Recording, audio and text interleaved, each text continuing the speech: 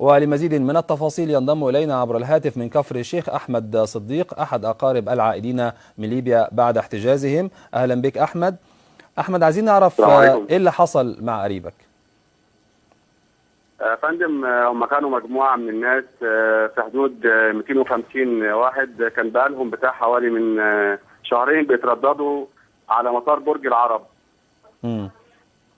فطبعا هم مسافرين، مش مسافرين بمزاجهم، مسافرين غصب عنهم من الحالة المعيشية اللي احنا فيها في البلد هنا حضرتك.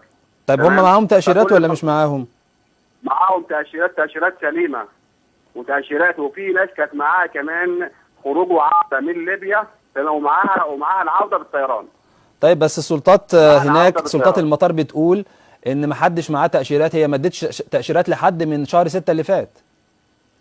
لا يا فندم، التأشيرات متاخده يا فندم من قلب سيرت ومن طرابلس ومن بنغازي، متاخده التأشيرات من الاماكن دي، من المحافظات دي حضرتك يا فندم. ما من قبل شهر 6 ولا بعد شهر 6؟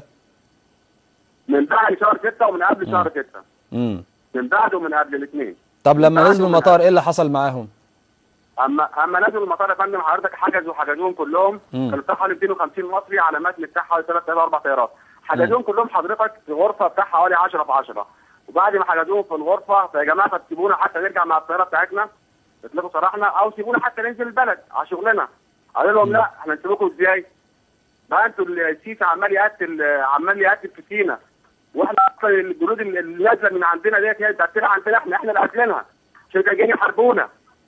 تمام. والسيسي عمال يقتل فيه، يبقى يفجر في سينا ويقول للجنود دي احنا اللي هي اللي قتلهم الاخوان المسلمين وقاتلينهم الناس بتوع سينا ومش عارف ايه كلام من دوت. تمام. ايوه. احنا مش مدخلينكم يا فندم حضرتك، احنا مش مدخلينكم. احنا مش مدخلينكم. هو يبعت لحفتر سلاح من عطاريه طبرق ويحارب فينا، واحنا ندخل له اولاده هنا، احنا مش مدخلينكم.